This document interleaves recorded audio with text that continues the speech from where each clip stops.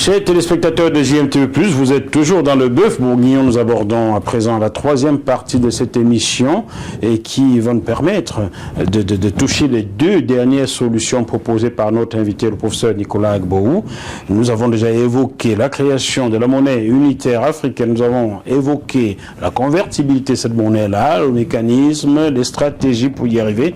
Nous allons maintenant aborder, professeur, rebonjour déjà. Rebonjour.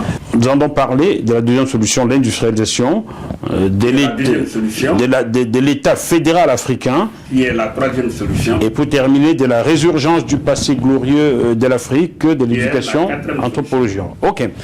Alors, professeur Nicolas Agboou, comment peut-on aujourd'hui, avec cette monnaie unique, industrialiser l'Afrique? Bien. Donc, nous disons... nous nous sommes donné les moyens objectifs, c'est-à-dire on a notre propre argent. C'est nous qui allons créer désormais notre propre argent. On n'a pas besoin de l'aval du FMI ni de la Banque mondiale, on ne dépendra de personne. Maintenant, avec notre argent, qu'est-ce que nous allons faire? Eh bien, nous allons industrialiser les économies africaines. Ici, pour parler plus simplement, ça veut dire nous allons transformer sur le plan local, c'est-à-dire en Afrique, nous allons transformer toutes nos matières premières, agricoles, minières, minérales et énergétiques en des produits finis qui génèrent les richesses qu'on appelle les valeurs ajoutées, lesquelles valeurs ajoutées éliminent la pauvreté. Donc, avec notre monnaie unique, nous allons financer la satisfaction des 14 besoins essentiels de l'Afrique. Quels sont-ils? Ces besoins, nous avons déjà manger. Manger veut dire élever les industries alimentaires. De telle sorte que, avec une vision claire, nous ne voulons plus qu'il y ait des ventres affamés, des gens qui soient tués par la faim qu'on appelle la famine. Une vision claire. Donc, nous allons financer l'agriculture. Nous allons élever les industries alimentaires parce que l'arme alimentaire est une réalité. On peut programmer avec les OGM, tout ça, on peut modifier génétiquement tout ce qui est là et on programme votre mort. On sait que d'ici 5 ans, vous allez mourir d'une certaine maladie qu'on a programmée. Donc, un pays qui n'a pas la souveraineté alimentaire, c'est un pays qui est à tout moment esclavagisable. Il nous faut ce qu'on appelle la souveraineté alimentaire et surtout l'autosuffisance alimentaire. Qu'est-ce qu'on entend par autosuffisance alimentaire? Autosuffisance alimentaire veut dire, celui qui est autosuffisant alimentaire veut dire, il mange ce qu'il veut, quand il veut, en quantité et en qualité. Je reprends. Avoir l'autosuffisance alimentaire veut dire manger ce que l'on veut. Et ceci quand on veut et en quantité tout comme en qualité. Très bien. Ça, c'est l'autosuffisance alimentaire. Maintenant, quand vous pouvez faire ça, il ne faut pas dépendre de l'extérieur. Il faut que tout vienne du continent. Et c'est ça qui donne la souveraineté. On voit avec ce qui se passe en Russie aujourd'hui. Aujourd'hui, il y a des pays qui dépendent étroitement du blé de la Russie. Ou de l'Ukraine. De la Russie ou de l'Ukraine. Mais une fois ces deux pays bloquent le blé, c'est fini. C'est fini. Donc, aux Africains et aux Africains seuls de comprendre que aujourd'hui, nous sommes 1,2 milliard ou 300 millions de personnes. D'ici quelques années, en 2005, nous serons 2 milliards. L'Afrique a tout ce qu'il faut pour se nourrir. Pourquoi? Parce que l'Afrique seule possède 62% des terres arables, c'est-à-dire les meilleures terres pour l'agriculture. qu'est-ce qu'il faut? Il faut simplement financer l'agriculture. Tout à fait. Financer veut dire acheter les machines en attendant que les Africains produisent ces machines-là. Il faut les importer, que ce soit du Brésil, un peu partout. Je peux vous dire que moderniser l'agriculture. Je peux vous dire qu'il y a des compétences africaines capables d'en fabriquer. Je connais un ici en France qui fabrique ces machines. Il est camerounais. Donc, quand on a notre argent, on peut faire la promotion de tous ces génies-là et il peut produire beaucoup de machines et on va partir de l'agriculture de subsistance à une agriculture moderne. Voilà. Et quand on vous parle des négociations de droits qui traînent, parce que les États-Unis financent, les subventionnent leurs agriculteurs, et ainsi de suite. Donc, aux Africains seuls de comprendre ça. Très bien. Maintenant, deuxième besoin, c'est quand vous mangez, vous devez boire. Boire de l'eau potable. Donc, financer l'industrie de l'eau potable et de l'eau courante. Les médecins sont unanimes pour dire que l'homme est composé à 75% de l'eau. Si vous donnez de l'eau non potable à une personne, vous tuez la personne. Donc, les Africains doivent relever ce défi parce qu'ils ont leur argent, leur monnaie unique. Donc, les industries de l'eau potable et de l'eau courante, c'est-à-dire dans toutes les maisons, dans toutes les habitations, il faut que tout le monde puisse accéder à l'eau potable. Okay. Ensuite, troisième besoin, c'est s'habiller. C'est-à-dire quand vous êtes là à la maison, que vous sortez, vous devez vous habiller. S'habiller veut dire quoi? Élever les industries de textile. Le textile. Oh, jusqu'à preuve du contraire. Les Africains produisent du coton, par exemple. Mais ce coton-là, les balles de coton, c'est mis dans les bateaux en direction des pays développés. Ça, on doit arrêter tout ça. Ça veut dire que avec la nouvelle donne, il faut constitutionnaliser la transformation des matières premières en produits finis. Tout à fait. C'est-à-dire mettre dans la loi des lois que quiconque s'intéresse aux matières premières des Africains, il installe son usine en et Afrique. Il transforme en Afrique même ces matières premières en produits finis. Donc, dans ce cas d'espèce, s'habiller, ça veut dire que ceux qui s'intéressent au coton de l'Afrique, eh bien, il installe son usine, il prend les bas de coton, ça ne prend plus le bateau, mais ça rentre dans l'usine implantée en Afrique et on sort tous les produits finis. Par exemple, même les graines de coton, au lieu de les jeter, on en sort ce qu'on appelle de l'huile, et puis tous les tourteaux, etc. Ensuite, il y a se loger. Voilà, se loger.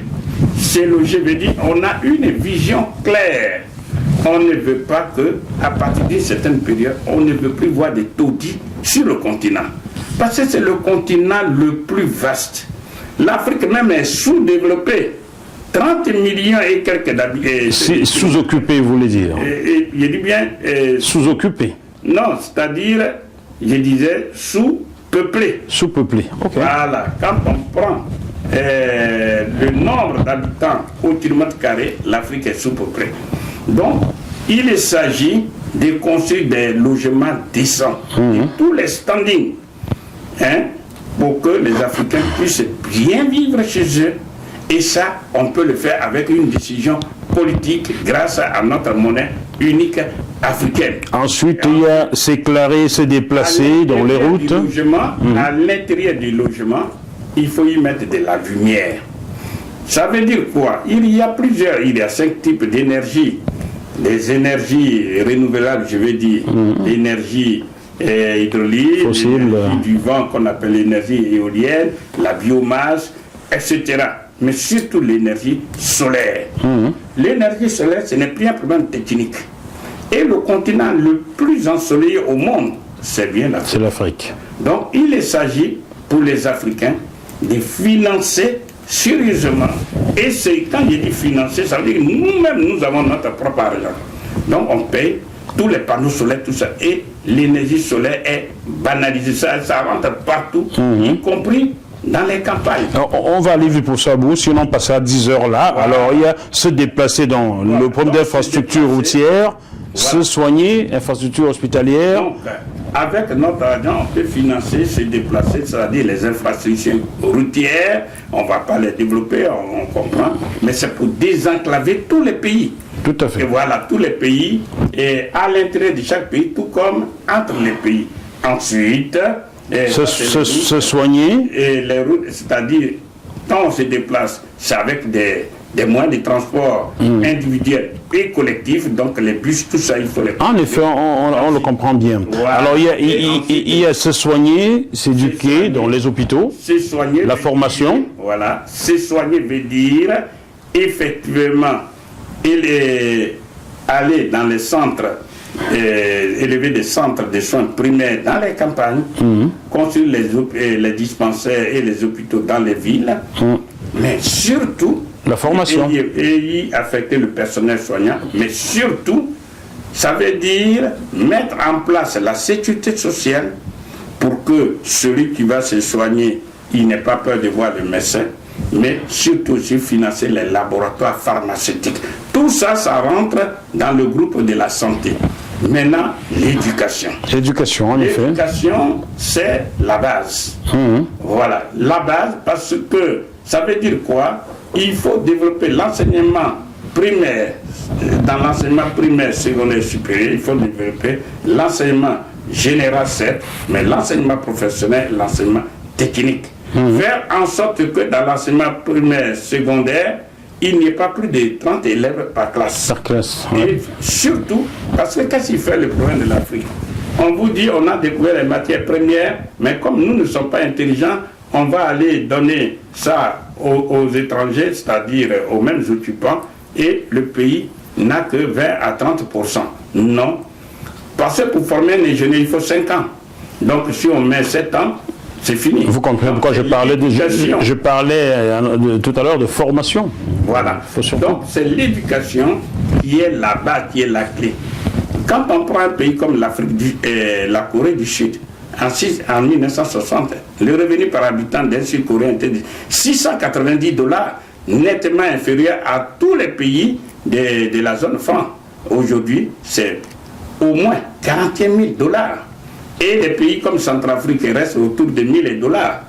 Tout ça, parce que les Sud-Coréens ont compris que la clé du développement, c'est l'éducation. L'éducation. Donc, il faut financer sérieusement l'éducation. Ensuite, il faut se défendre. Maintenant, pourquoi l'Afrique est là depuis plus de 5 siècles, etc. Parce que l'Afrique est incapable de se défendre.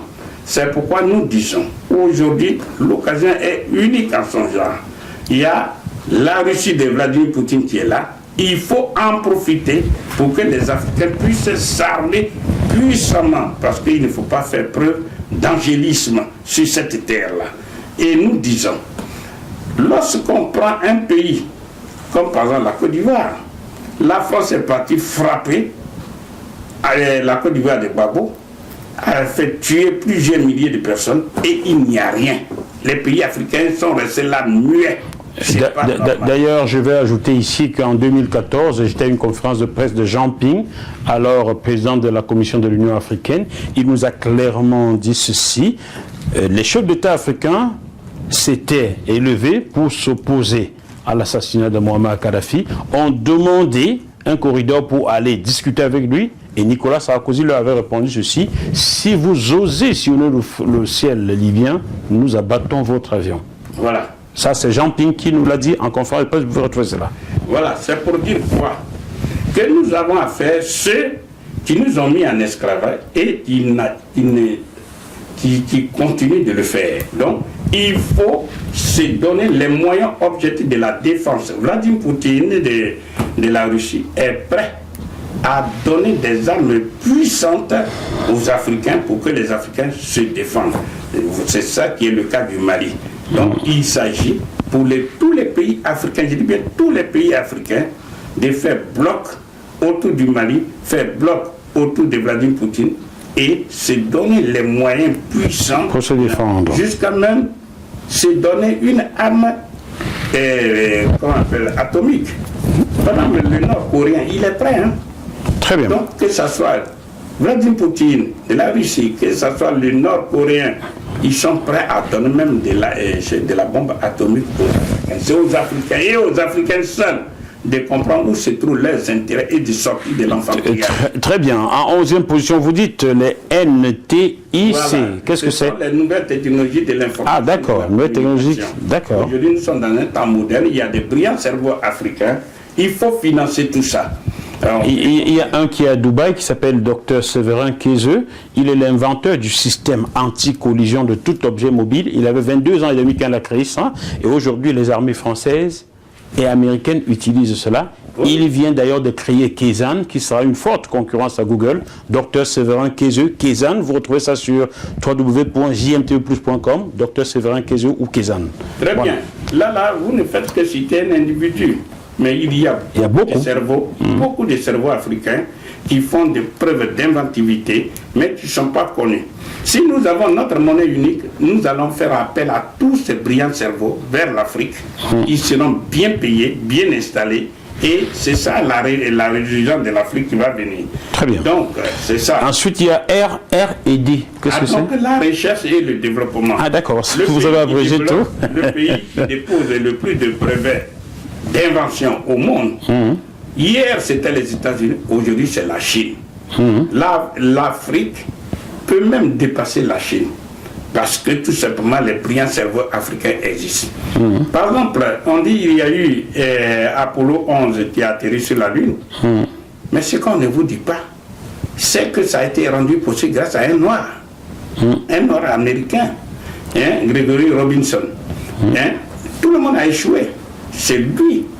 C'est un noir africain. Et les États-Unis que nous voyons, il y a beaucoup d'inventions des noirs africains. Qui sont cachés. Qui sont cachés. Les maîtres. Parce que quand il y a un esclave qui fait des découvertes, c'est pour le brevet d'invention appartient au maître. C'est pour dire que avec notre monnaie unique africaine, nous pouvons non seulement favoriser l'éclosion de ces brillants cerveaux qui sont en Afrique, mais faire appel aux autres afro-descendants qui sont dans le reste du monde pour venir s'installer en Afrique et permettre à l'Afrique de reprendre la direction du monde. En 13e position, vous citez la culture, les loisirs et le tourisme. Voilà, la culture et le loisir, le tourisme, tout ça. Parce que le problème de fond, c'est quoi? Lorsque l'Afrique a été coupée de ses racines culturelles, eh bien les Africains se comportent sans aucun repère. Grâce à notre monnaie, nous pouvons financer la culture. Aujourd'hui, quand on fait des découvertes dans l'Égypte pharaonique, on nous cache beaucoup de choses. Mais les Africains noirs sont absents. Aujourd'hui, nous pensons qu'avec notre monnaie unique, nous pouvons contribuer non seulement à la recherche et de tout ce qui est, mais surtout, nous allons financer la culture et le tourisme en Afrique, parce que les Africains doivent connaître le continent africain. Ensuite, nous allons financer ce que nous pouvons appeler la ZELCA, la zone de libre-échange du continent africain. Et l'Union africaine. Et l'État fédéral africain. Donc. Voilà. Donc, nous pouvons financer avec notre monnaie unique africaine, on va aller un peu vite, la zone de libre-échange du continent africain, c'est-à-dire ce vaste marché, aujourd'hui de 1,3 milliard et demain de 2 milliards, il faut financer tout ça, désenclaver et faire un grand marché, le plus vaste marché qui puisse exister au monde. Ensuite, financer l'Union africaine, car l'Union africaine est affaiblie parce qu'elle est financée par l'Union européenne. Et surtout financer l'État fédéral africain, ce qui nous permet d'attaquer la troisième solution. Chers téléspectateurs, vous êtes toujours dans le bœuf politique. Nous recevons aujourd'hui le professeur Nicolas Agbou qui nous propose des solutions que l'Afrique, en les adoptant, sortirait certainement du joug néocolonial. Nous attaquons la troisième solution proposée par le professeur Nicolas Agbou, qui est la création de l'État africain. Combien de temps faut-il pour créer l'État fédéral africain? Alors, pour créer l'État fédéral africain, nous disons que un mois, je dis bien un mois. Un seul mois? Un mois, ça suffit. Maintenant, si on veut, on peut étendre ça sur 3 mois. Pourquoi? Parce que c'est très simple. Il faut voir déjà quelles sont les compétences que nous pouvons accorder à l'État fédéral africain. D'abord, comment créer l'État fédéral africain? Oui, comment? Pour créer l'État fédéral africain, il suffit simplement de mettre une ceinture politique autour de ces 54 pays africains. Je reprends.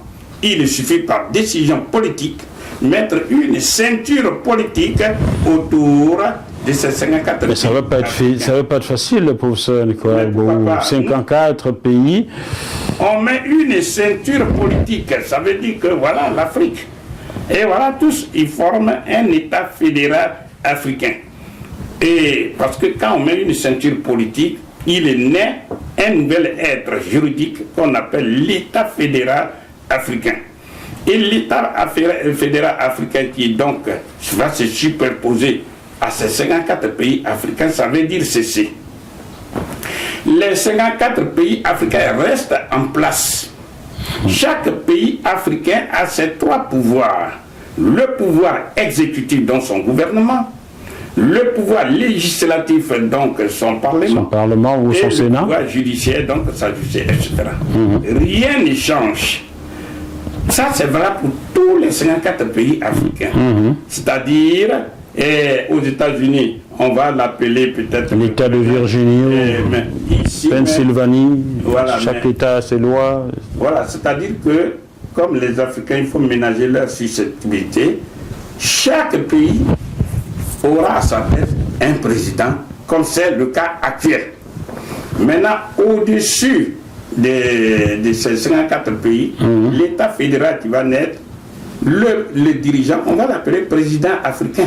Le président fédéral, oui, le président fédéral africain. C'est aussi simple que ça. Maintenant, quel est l'intérêt?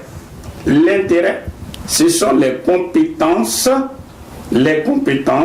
qu'on va accorder à l'État fédéral africain. Il y en a 6. La première compétence, puisque nous formons désormais un même pays, nous avons la même douane, nous avons les mêmes frontières. En effet. Ça, c'est la première compétence, c'est l'État fédéral qui va gérer ça. La douane, la diplomatie. La deuxième compétence, c'est la diplomatie, c'est-à-dire on a le même ministère des Affaires étrangères. Quand vous parlez, vous dites, je m'en vais à l'ambassade des États-Unis d'Amérique. Oui. Ils sont 50, mais il y a une seule ambassade. Tout à fait. Etc. Troisième compétence, nous avons les mêmes PTT, Poste Télécommunications. Quand vous écrivez aux États-Unis, vous ajoutez un seul thème. Tout à fait. Voilà. C'est ce qu'on appelle les compétences évidentes. La quatrième compétence, c'est la même monnaie unique. Oui, la monnaie unique africaine. Qui va circuler à l'intérieur de toute l'Afrique. Et la cinquième compétence, c'est la même défense. C'est l'État fédéral qui va défendre tous les 54 pays africains. De telle sorte que celui qui a affaire à l'un d'entre nous, il a affaire à nous tous. Un État ne pourra plus s'amuser à venir frapper un État étranger, je veux dire, ne pourra plus, comme la France a fait il n'y a pas longtemps en Côte d'Ivoire, ne pourra plus s'amuser à venir frapper l'un d'entre nous et puis on reste là. Non. Je donne un exemple. Il y a un petit pays qui a 3000 km², qu'on appelle Rhode Island, contre 30 millions de km² pour l'Afrique. Si les 54 pays africains s'attaquaient militairement à ce petit pays, en moins d'un mois, je dis bien en moins d'un mois, tous les 54 pays africains vont disparaître de la carte géographique du globe. Partis par l'armée fédérale américaine, parce que ce petit pays fait partie des 50 pays africains et américains. Oui. Donc ça veut dire que la défense est confiée à l'armée fédérale. Et ça, quand on a fait ça, tous les Africains sont sécurisés.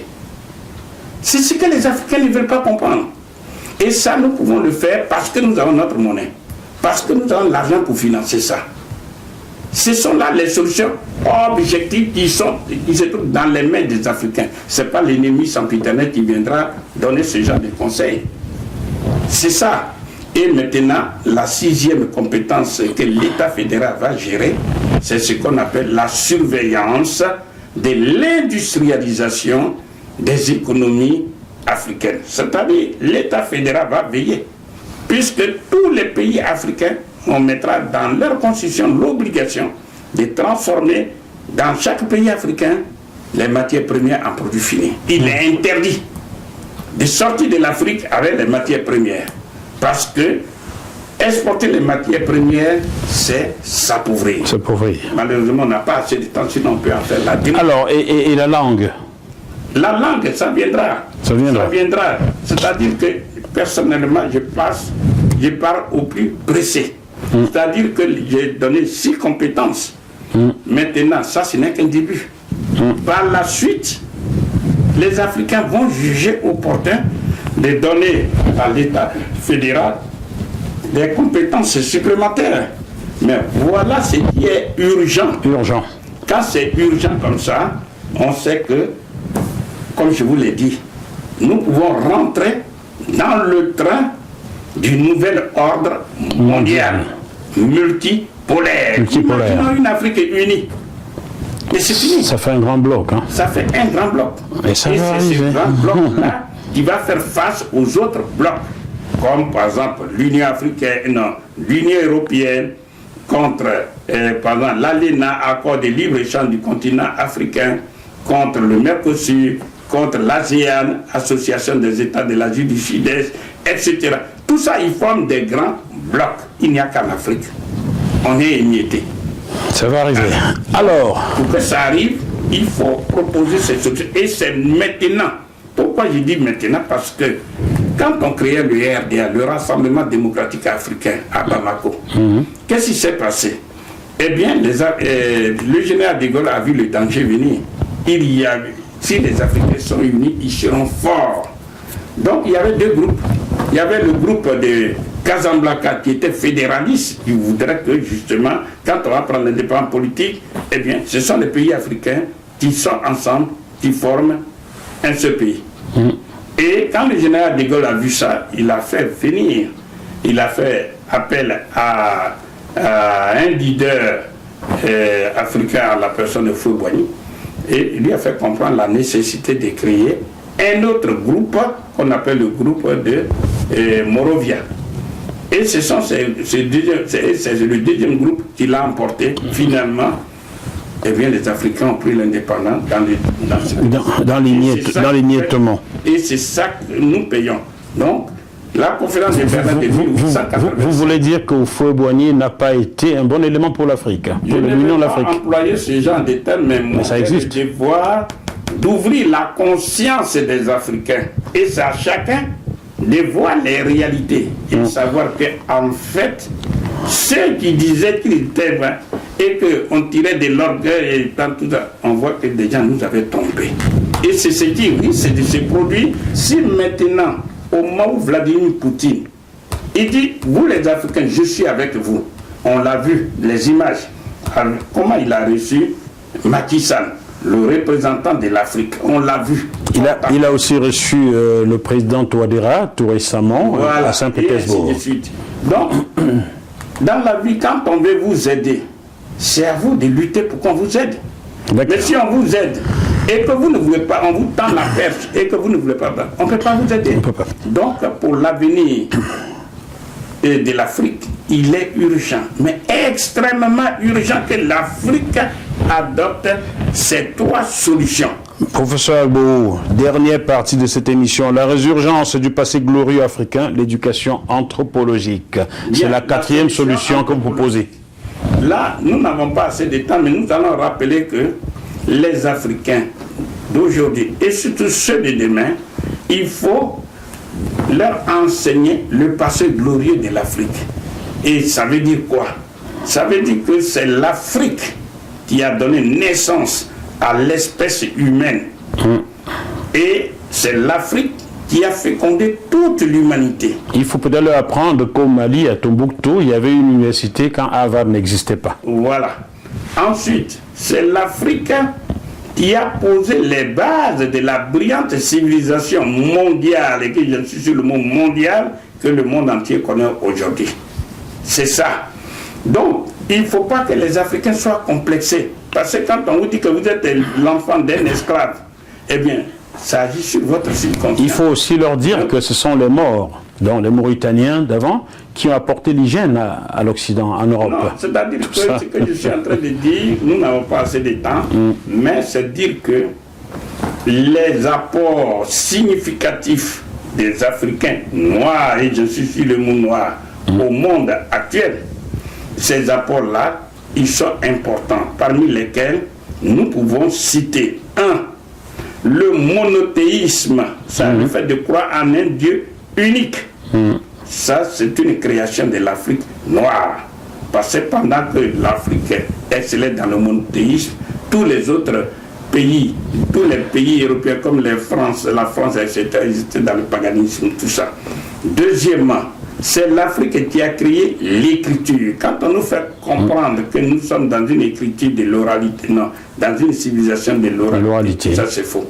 Ceux qui ont créé l'écriture, ce sont les Africains noirs. Troisièmement, l'Afrique a apporté au monde entier ce qu'on appelle les sciences exactes.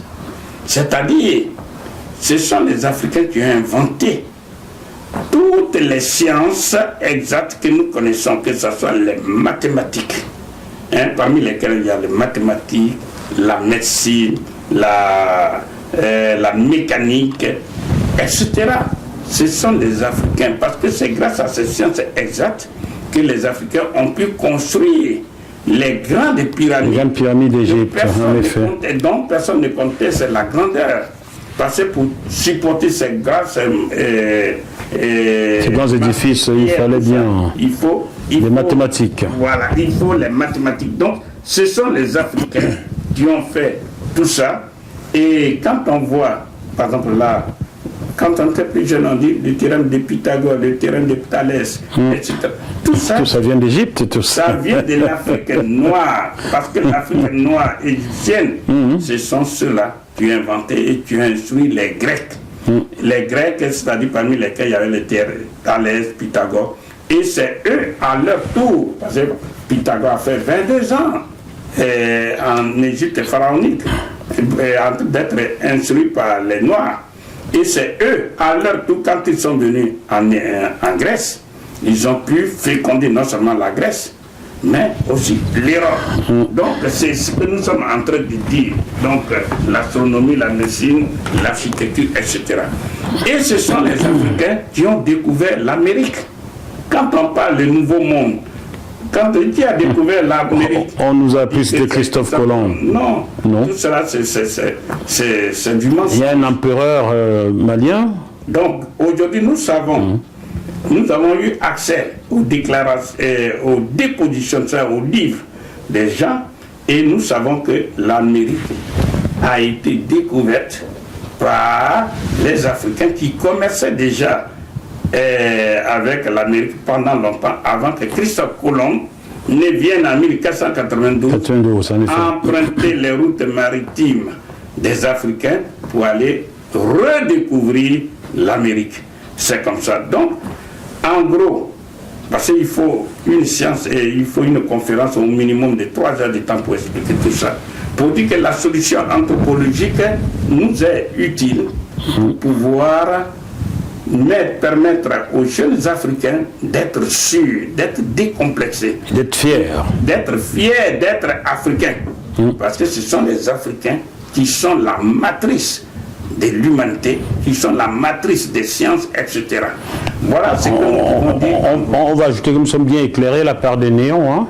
C'est un noir qui a découvert ça aussi. Hein. Si nous sommes éclairés, c'est un noir. C'est-à-dire si on veut faire une série, on veut faire ce qu'on pourrait appeler une conférence spéciale sur les inventions des Noirs, eh bien ça prendra au moins 2 heures.